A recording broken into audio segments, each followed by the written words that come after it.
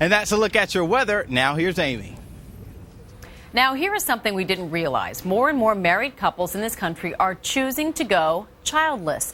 They're defying conventional thinking about what makes a family complete, often going against the expectations of family members and friends. This morning, we look at just why some couples are choosing to go childless, starting with a report from NBC's Mara Schiavocampo. Parenthood, for many, one of life's greatest joys, and often an expected milestone. B-Y? But now some are giving birth to a different way of thinking about kids. It's just never been anything that I thought was the right thing for me. Tracy Ellen Kamens and Jared Skolnick have been married for 13 years, but they always knew their only kids would be furry ones. Maybe I'm missing a particular maternal instinct for whatever reason. Jared was short on paternal feelings too and opted for a vasectomy 7 years ago. They call themselves childless by choice, happy and committed couples who've decided they simply don't want children, ever.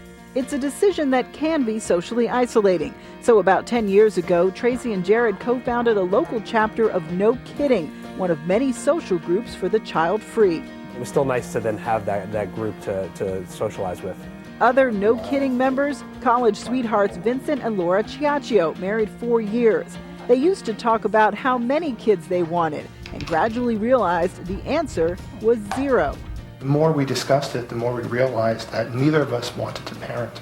Increasingly, many others feel the same way. The percentage of women describing themselves as voluntarily childless has risen from 4.3% in 1990 to 6.2% in 2002. At the end of the day when we come home, it's just the two of us, and we relax and we read or we talk, and it's exactly the life I want. Even without the pitter-patter of little feet. For today, Mara Schiavocampo, NBC News, New York.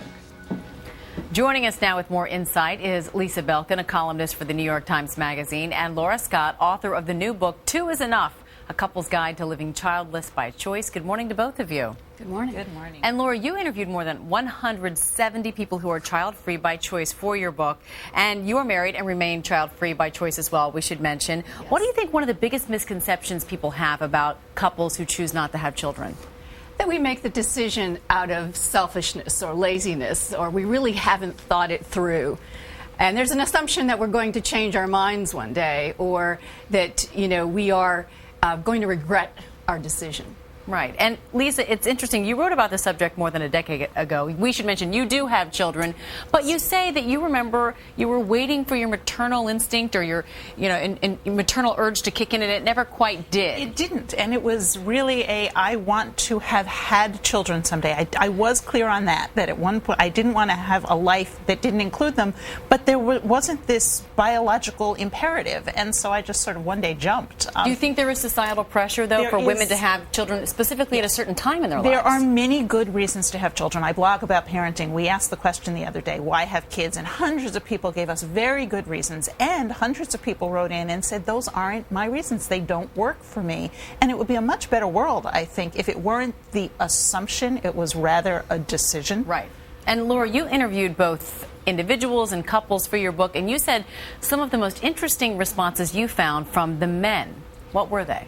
Well, it was very interesting because most of the men I surveyed for Two is Enough were basically said, I never really wanted kids, or I really don't feel I can take on the responsibility for raising children. Yet they really didn't realize that they had a choice. They really had heard all through their life, if you want the girl, you've got to sign up for fatherhood. Until they found a woman who said, I really don't want children. And they went, wow, it's a revelation. And Lisa, as a society, do you think that parenting perhaps is even more in our faces today than it was, say, 10 years ago? And that's why I think we're hearing more about the child-free movement, the childless by choice, people pushing back against something that just has become louder. And speaking to that, Laura, do you think that there is an assumption out there that having kids equals a happy marriage? It makes the family complete? I think there is an assumption that kids will make you happier, but the studies don't support that. Sure. But a child-free by choice life doesn't mean an absence of children. Right. It just means you don't have to wake up in the middle of the night with them. I get it. Laura Scott, Lisa Belkin, thanks so much. We appreciate it. And we'll be right back after these messages.